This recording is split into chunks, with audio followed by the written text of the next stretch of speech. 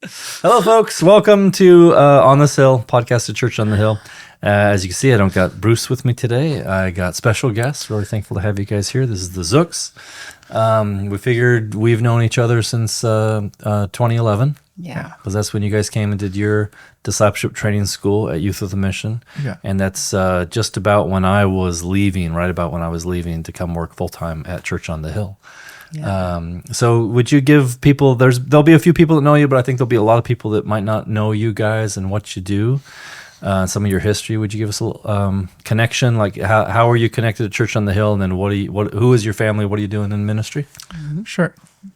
Yeah. So my name is Ruben. This is Michelle. We have 3 kids, Ariana, Jaslyn, and Tayden. Ariana is 18, almost 19. Good job, by the way, on creative names. I like the names. They're fun. Yeah, you picked good ones. Who was the more? Was it back and forth? Or yeah, it was back and forth. Okay. Yeah, I like them. Yeah. Yeah. And then, Jaslyn is 16 and Tayden's 15. So Ariana graduated this last year and is getting ready to go do her DTS in Ensenada, Mexico. So we're in that period of transition. Yeah. Her, she packed up everything and we helped her transition back here for a couple months with us and family, and then she'll be headed to Ensenada. How's that feel? I think it'll hit a little bit more when it actually comes, but it's Yeah. Yeah, I think it's a little bit easier with her taking a step into mission, knowing that something that God's leading her into makes it a little bit easier. But So you say packed her up and brought her here. Where are you guys? I know we can't maybe get specifics, but where's your residence? Where do you minister? So we've been in Southeast Asia for the last 11 years, almost 12 years now. We do working with Youth with a Mission, doing anti-trafficking work. Yeah. So we're going into pretty dark and heavy areas and helping to bring the light of Jesus in those areas. yeah. Did you guys, when you went to this part of the world, did you know this is the ministry we're going to be doing there? Yeah, we did. Actually, before, so we were staff here for 2 years in Salem at the base. And it was during that time that God started and gave us a heart for that ministry. And we actually did it in Portland for a while before going overseas. So when we went and did like a scouting trip, we actually we were looking for a base that had that kind of ministry. Yeah. So when you were doing it in Portland, I remember a little bit of those times. I think I remember like gifts and stuff that you would collect and be able to give to mostly women, women on the streets who were in traffic situations. Well, does that still exist? Is that still happening? No. Okay. There's other ministries doing it. The trafficking still exists. Yes. But not the one that we started it. We did pass it off to someone, but it didn't continue after that. So. Well, is there anything about the ministry that you started here that continued with you in Asia? We still give the gifts. It's similar that there's differences, like it's more brothels rather than like strip clubs and stuff, but it's there are a lot of similarities. The only major difference is that we have a safe house in Southeast Asia, where here we did not run a safe house. Can you describe, either one of you is fine, because I think a lot of people are aware of human trafficking. We've become more aware of it in the last few years, as sort of some even Hollywood movies or semi-Hollywood movies have kind of brought that attention to people. Can you describe, though, when it was still, because in 2011, it's not like nobody knew about it, but less people knew about it. What was your first encounter with human trafficking like? Like when you actually not just read about it or saw headlines about it, but you met someone, like, any stories about that?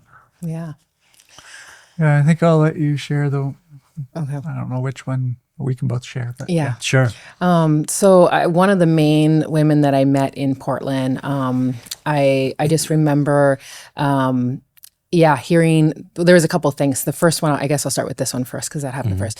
Ariana did a photo shoot where she had to climb in a cage, and their goal with the photo shoot was to put photos on the side of trucks, semi-trucks, so that when trucks would go through truck stops or whatever, it would bring awareness of trafficking. And so I guess that for me was like the first, like, besides we had done a bunch of documentaries and stuff like that, but seeing, so the documentaries really hit me as well. I mean, I remember going in the bathroom and just wanting to throw up repeatedly after watching one of the documentaries. But then having my daughter actually climb in a cage and seeing that was just like, okay, And then our first major girl that we helped out, and we had a bridal or a baby shower for her and stuff. And it was just like after that was like the first time that it like really hit home. But I would say we had more. Since we've been in Southeast Asia, we've had more encounters with really serious trafficking cases where here in the States, it was more interactions with strippers rather than trafficked cases. Okay. So it hit more home once we got over to Southeast Asia. Yeah. So is there any other differences or ways you can describe like what the face of trafficking or what we imagine a lot of trafficking looks like or happens here in the U.S.? Is there many similarities or differences in what you're dealing with in Asia? Yeah, I would say here it tends to be more boyfriends or not necessarily knowing fully what they're getting themselves into, and then getting into it and being stuck and not able to get back out. Where in Southeast Asia, it tends to be more poverty driven. Yeah. So it's more family demand to these young daughters are supposed to support their families at 12 years old. Do the families know that that's what's happening? Not always, sometimes, but depends on the area they're coming from. Sometimes there's some villages that they actually celebrate when they have a daughter because they know that there'll be income provided for them. But a lot of times it's these recruiters will come to these villages. The parents are illiterate, uneducated, and basically are saying, we have hotel jobs and restaurant jobs in this other location. If you let your daughters come with us, then you'll be provided for. Or even relatives, aunties saying, hey, I'll take them to the big city and get them a job. And that's... I think one of the first... As far as talking about first experiences we were exposed was when we first got to Southeast Asia. It was like, a year after we got there, 6 months. We encountered a girl that was being trafficked because her grandma got sick and needed medicine. And so to pay for medicine, she gave her granddaughter. She was 16. Wow. So what is that process of trying to start a relationship or start communication with someone who's in a situation like that? Maybe they're in a brothel. Like, how do you get access to someone like that? I mean, that's a miracle of God. I mean, everybody asks us that question, and we, from when we started, we prayed. We said, Lord, give us wisdom, show us what to do, and we felt like He said, just walk in and just walk in. You're anointed, just walk in. Okay. And so we've done that. And the most they've ever done is like stop us to check the bags of the gifts that we had. But when we just walk in fully confident and knowing what we're doing, it's like it just parts. They just don't know what to do. They're overwhelmed. And so we have never been turned away from a place. One time they let us in and then they said, oh, wait. We want to check what's going on. And then they made us come back another time. But otherwise we've never been turned away from any of the places. And it's over 10 places. It kind of reminds me of, we used to call him the God smuggler, who would, fill vehicles full of Bibles and then get them across borders, in Iron Curtain countries and places like that. And he would just, confidently drive up and say, God, you've made blind eyes see, make seeing eyes blind. And he'd just go through borders. And it was just miraculous. Like you're saying, just miraculous. Like, well, there's this, not just like human confidence, but there's a Holy Spirit confidence that you're just walking in. Like, okay, I have an anointing for this. This is what I'm supposed to do. Not there won't be a battle, but I'm anointed to do this work. So Yeah, and we know it's definitely an anointing because there was teams before us that had tried to go into those same places and they had been told they couldn't. Yeah. So it's definitely God is always. Yeah. And some of these places know that we've helped girls out, and we still go to the place, and it's like, oh yeah, come right in. That's awesome. Are the young women, the girls, are they receptive? Or they're like, oh, we want this? Or are they standoffish? Or is there a mix? Both. I don't know. It's a mix, yeah. And the ones that are the standoffish are usually ones that have been there either a long time or also just like they've lost all hope. Wow. And so it's definitely a mix. Yeah. But they also know that we come to tell them about Jesus, and so sometimes that's the standoffishness is that they don't want to be told about Jesus. Okay, that's interesting. So we've had girls come out that have accepted Jesus, and then they're going back to help get others out. Yeah. And so the word gets out. Yeah. Anybody that comes with us becomes a Christian. And so that's a new challenge that we've. Right. It's a good challenge, but it's a new challenge because it's like, well, we want out. We don't want to be here, but we don't want to become Christian. And so, do you find many of them that have? I know there's a cultural pressure about faith and religion, but do any of them have? No, this is my faith. They have a faith that they don't want to let go of, or is it just? It's shameful to change. It's very few that it's my faith. It's more of a shameful culture. the pressure from family. Yeah, and even pressure from ancestors, not just pressure from living family, but they're scared of upsetting their ancestors. Wow. So That's interesting. Yeah. So what are the inroads? Like when you start to share Jesus, is there some cultural understanding of who he is? Like when we talk to people that maybe aren't church people in the U.S. about Jesus, they've got some idea of who he is. They've seen something, even if it's very little. Like they've got an idea of what a Christian is and who Jesus is. Do they have an idea of who Jesus is? I would say the majority don't. And we are in an unreached place, so that but the ones that do, it's something maybe they've heard from their religion, or it's something that they have maybe seen on TV or something. So most of the time it's more of a real like, okay, I know I'm not allowed to do this, and I'm scared to even engage in that. So I know the consequences of that. Yeah. Yeah. Are you working with people that tend to be literate?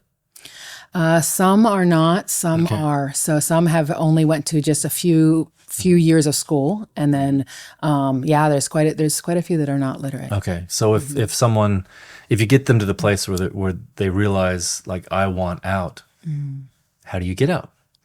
I mean, it's human trafficking, it's human slavery. Yeah. I assume they're not just encouraged to walk out whenever they're ready to leave. Right. Yeah. So sometimes we'll assist their if they run away. Yeah. Sometimes we have tried to work with the police. That hasn't been real successful. But and then other times we will negotiate their release. And that can get quite tricky. But those are the main three ones. If you're negotiating someone's release, are they asking for money? Yeah. Okay. So a lot of them are held by debt bondage. Okay. So if you can get the debt paid off, then they will release them. So we try to avoid doing that, but sometimes that's the last resort. That's why the promise would be money. They'll make money, but then they end up in debt. The opposite of making money, they're in debt. When I struggled, at the beginning, I really struggled with that. But then thinking about Paul and how he paid off a debt, that really helped me think about it in that sense. And my goodness, these girls are slaves, and so that was one way I looked at it. It gave me a fresh look. Yeah, it reminds me a little bit of Schindler's List. He's just thinking of how much money would this have made a difference in somebody's life, and so. What a way to set someone free if there is any opportunity and if any way possible. Are there any misconceptions that you find that people have about what you're doing that you think like should be cleared up, or do you think it's mostly just people don't know what it is? I think a lot of the misconceptions would be, I mean, there's, been a number of movies that have come out. And so it's this wild idea of, oh, wow, you go down, you break through doors and you grab them. Right. I mean, that has happened. I have broke down a door to get to a girl, but the majority of the time it's more, it's not as extreme as that. It's more the, we've spent sometimes up to 6-7 years with a girl, getting to know a girl. And then finally she makes that step where it's like, okay, now I'm ready. I want to get out. And so I think that's one of the major misconceptions. Yeah. Cause when they get into these situations, the trust is broken completely. Yeah. Like they don't know anyone to trust. Right. And so us coming in, hey, we've got a safe place for you. We've got a job. Well, we're offering the same thing that they were just offered I never thought to about get that. into that position. Yeah. So it takes a long time of just consistently showing up Yeah. and saying, hey, we're still here. We're still that offer's still there. Yeah. If it's No someone you strings love, like a attached. grandparent Yeah. who started this process, and then someone you trusted, some business person or whoever that said, so if another person, that makes total sense. And I never would have thought of that before. I would just imagine, because, you're the white hats, you're the good guys, but people don't see the white hat. Yeah. It has to be proven somehow. Yeah. And so it's over time, consistency. Like, we've had some that's pretty quick. They're calling us and saying, hey, I want out. But then there's others that have been 6-7 years of every month visiting, bringing a gift, saying, hey, we're still here. We're still. Yeah. Is there a time when women age out? Well, according to some systems, yes. There's there's some safe houses that only offer up to 18. Okay. We have prayed and we have felt like we are not supposed to be one of those. Okay. So we and that's, I mean, a lot of the girls have went through and they've been in this since underage, but then they just never got helped out. And so that's been one of the most, I think, frustrating things for me, including working with the police. If it's not someone underage, they don't even want anything to do with it. They don't want to. They consider them as they're consenting. Yeah, exactly. Wow. Which, I mean, if you look at the rules of trafficking, if their documents have been taken away, if they're held by debt bondage, even if they said yes to begin with, if any of that's happening, that's still trafficking. And so, that's one thing we've had a real heart for is to not put the age marker on there. But as far as the trafficking situation, there's not an age limit. Like we interact with some that are in their 50s, probably 60s at least, that are still, they have no other option.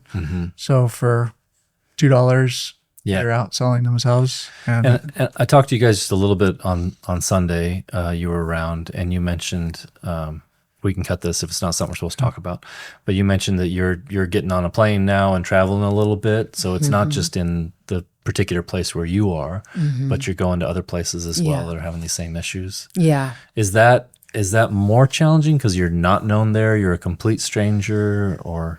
Yeah, it can be challenging. I think of one recent case that it was, just the connections of the social department have been such a blessing. In that case, we were able to, because we were known through the social department, we were able to make a difference even in that other area. But and then sometimes it depends where we're at, like whether we're on the east side or the west side, whether there's more police connections or better police connections. So yes and no. And often it's also the travel is we meet a girl at this location and then we're trying to get her documents corrected and stuff, which means she has to go back to her hometown to get those things done. And so it's connecting with the family again. And so assessing whether it's a safe family for her in the future or whether it's not. Yeah. Are there any places, there don't have to be, but often God gives us promises of some kind or scriptures that have been kind of key to us. In my own life, there's been times when God, when he called me to one place or called me to another, that he kind of gave me a word, either just a personal word or oftentimes it was a scripture. Are there any key scriptures that you guys have clung to in this? Anything that stands out? I would say more there was a word given. Yeah, That what's that? was when we were doing the scouting trip there. Our middle daughter, who's the most unlikely out of all three of our kids, when we were only there a couple days, and she was like, "Mommy, can we live here forever?" Oh, wow. And that was just like, I mean, that was a key thing for us. Yeah. To hear her say that, and just knowing that our kids still love being there. Yeah, I didn't know that about her. That's awesome. Yeah. Yeah. And at that time, she was the one that always was the most likely to ask for Papa and Grandma, homesick the most. Like, so for it to come from her, Yeah. like, it was definitely a word that we wanted to pay attention Yeah. to. Yeah. What does daily life look like? I mean, it's changing a little bit now, and you're seeing the beginnings of more change when the kids age up. Kids never age out of our family, but they do sometimes age out of our home. But what has family look like? Like, how do you do the rhythms of family, of a meal or a fun time or a vacation or some time away? Like, how does that look for you guys? So every Saturday night we have family night. Nice. And that's where we either do games or movie night. And then on Sundays we also try to turn everything off, like so that we aren't receiving any messages and stuff like that. And so we kind of have those two times set like throughout the week where it's like, okay, this is I'm not going to do my university that I'm doing part-time. Yeah. I'm not going to do anything else. We're going to focus on family. That's great. But yeah. And generally around the beginning of the year, we generally take a family trip to go snorkeling or go something nice. as a family, just to get away for a few days. So we try and prioritize, make sure that we're having those times where we're kind of checking out and getting away from the day-to-day grind of it. We've definitely improved over that, like the last 2 years, because prior to that, we were not so good at that. Yeah, it's hard to do. Yeah. And different ages, if kids make that easier or harder, and I feel like it does get a little bit easier sometimes when they age up than when they're little. And even quiet times, when you try to do family quiet time when kids are little, they're like, what am I even accomplishing? What is happening? Like, it is, something is happening, but you don't always see it. One of them's picking their nose and the other one is asking random questions about a giraffe or something. Like, there's no giraffe in this Bible story. So I encourage the families out there that are trying when they're little, keep trying. It's worth it, but it is challenging. So good for you guys for doing the work of it. And the family prayer times, that's the other thing we didn't mention, but when you said family devotions, like just getting the kids comfortable praying in a family, then they're way more comfortable to pray, outside of that. And so, it's so important. Yeah. And that sometimes just takes time too. I remember with my own girls, it just took time to feel like they were brave enough to like pray with us and then be brave enough to pray outside with somebody else. But it's worth it. Do your kids see themselves like they're cross-cultural kids?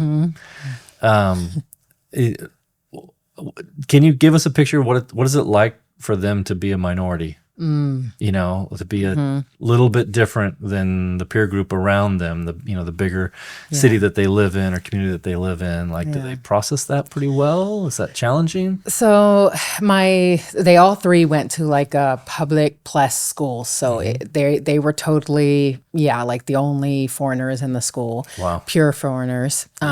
And so my girls did really well with adjusting to that, where my son, I mean, they all were bullied to some extent. But my son struggled with it the most, and it did impact his language learning and stuff like that. But I think for the most part, like the girls got to a point where they're like, I don't even see myself as American. I see myself as over there, and I mean that. They ate everything they did over there. They used their hands to eat. They did everything, and so I can understand why that they would feel that way. Sure. But my son, I think it's also somewhat personality, because he's like, I'm American. I'm full blown American. So it's each one can be different. Patriotic for a country he doesn't live in. That's great. But I think you celebrate the 4th of July where you're at? No. Oh no. I'll give that kid some fireworks. There's probably plenty of that where he's at. I think the where we live is constant transition as far as people coming and going. So I would say that's been an adjustment for our kids as well, is the constant change of close with this friend for a couple of years and then they're gone. And then so it's not like you grow up in one community and you're the same friends your whole life. Yeah. It's a constantly revolving. And that's true for even us. Like we have close friends for a while and then they're gone and we're trying to find those new connections. Yeah. That is kind of a missionary life, maybe even more so if you're a youth with a missionary, because they tend to have a little bit more of a revolving door as people hear the voice of God and move from one thing to another. And the people that hear God to stay in one place for a longer term, like you guys have, are very, very needed. But then they tend to be the ones that see the others, come and go, and to need the deeper friendships that don't always stick around. So, I pray for God's grace for you guys, because friendships and long friendships are important, and valuable. So. So where do you find this is? This is so heavy. It's so heavy for people. I know people just don't even like to think about it. It's a hard thing to think about, let alone to live in and to address regularly as a part of your life and work. Where do you find joy? Like, where does joy come from?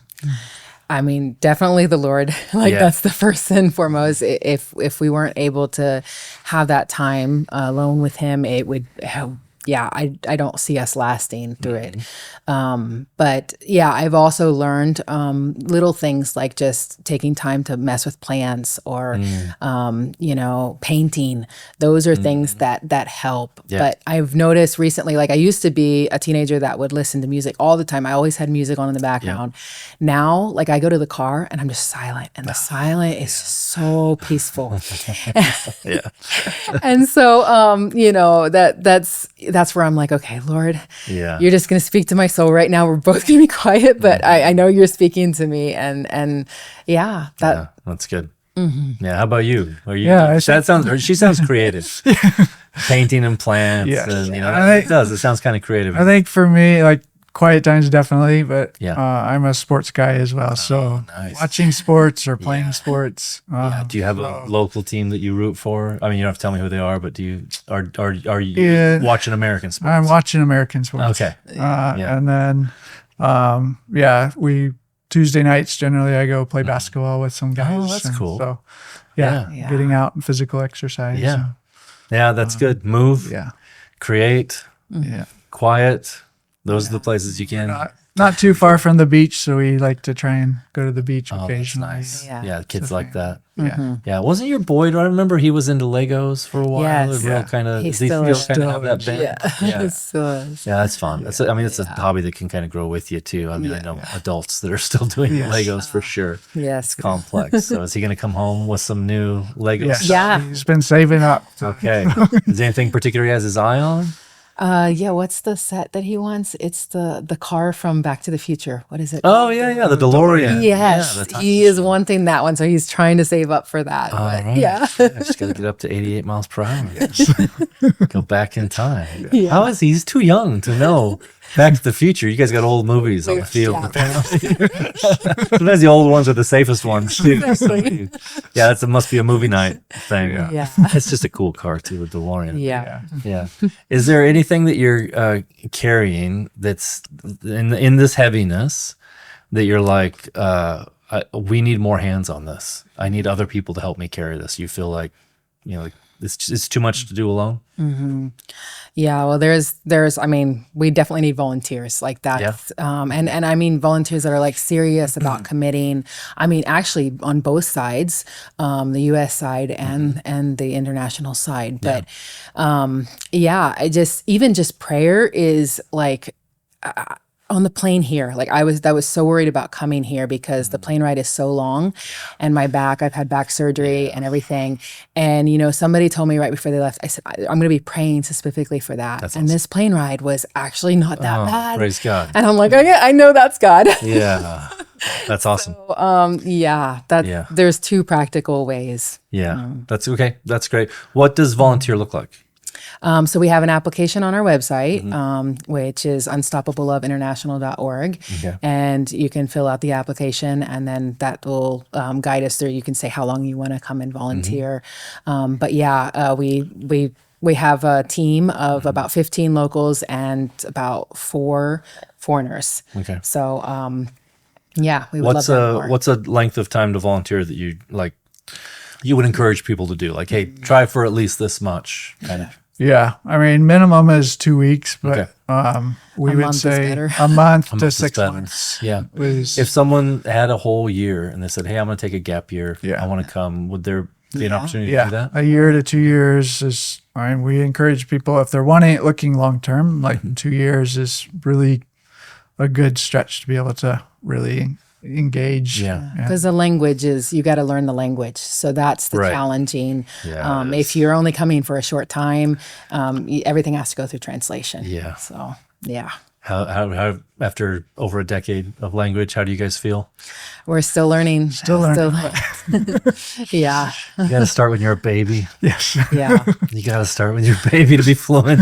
Some people have it. I mean, Bruce went to Mexico and I don't know. I mean, he wasn't young. And he's completely fluent. You know, people are amazed by him. And some people have got that gear, but most of us, it's just, okay, let's start at, even 25 or 30, you'll be studying for the rest of your life. Yeah. There's no end to it. So. Yeah. I'm trying to get to a point where I can preach now in it. Yeah. But, that's my newest challenge. And Yeah. I was told in Chinese, you'll never preach in this language. It's By an expert. Someone sat me down to tell me, change your goal. yeah. I said, okay, all right, I can do that. I can change it's my a goal. whole new. It's another whole new. The words are Another different. word. Yeah. It is, yeah. higher. Yeah, and in China, we would often start in a language school. And then because it was China and you couldn't just study religious words, we would have to switch to something that helped us learn some like vocabulary from the Word of God to lead people Yeah. to the Lord. So yeah, that's interesting. Yeah, I love the fact that the Passion Translation is actually ahead of the Passion Translation for here. So more books have come out. Oh, that's wild. And so actually, I've been trying to read the Passion version in Indonesian as much as I can because that's good. it's a simpler language, so it's easier for me to pick up. Oh, that's great. Yeah. Huh. Besides the language, the culture, you've been there so long, I'm sure you're pretty well, inculcated. You're in there, but is there still things that feel foreign to you? Like that feel like, this isn't the way we do it? Or have you crossed that boundary and you're like, no, we are these guys now. I mean, I won't name the place, but we are. I think the ongoing thing is just conflict resolution and how they handle conflict versus how we would handle conflict. Are they less direct? They're very indirect. Yeah, we're so direct. So if People think we're so rude. They do. I mean, their general normal way of operating, if they have a conflict. So if I had a conflict with you, Jason, I would go to Michelle. Yep. And Michelle would go to Jason. Yeah. And then Jason would go back to Michelle to talk to me. Yeah. And, it's something we've grown and had to learn, like working with our leadership team there as well. Like, you can have a great board meeting, great leaders meeting. Everybody agrees on where we're going. And then a week later, I find out actually none of them agreed with what I said. Yeah, they're just culturally agreeing because that's what you do. You agree. How do you, I don't know, maybe we shouldn't get off on this tangent, but I've always been curious about this. Like in cultures like that, Matthew 18 doesn't allow for that. Yeah. It says to go to the person. So is there a place where you start to teach that? Yeah. From So the that's Bible? what we've for the last several years, we've taught like, okay, we're not doing Western culture. We're not doing Southeast Asia culture. We're going to do a God culture. And so Okay. That's Matthew good. 18 is the God culture. So That's a great way to let's say that. learn how do we do this according to scripture. Yeah. Teaching our leaders are getting to the point where they actually now in leaders meetings will say, actually, no, I don't agree Oh, with that's you. awesome.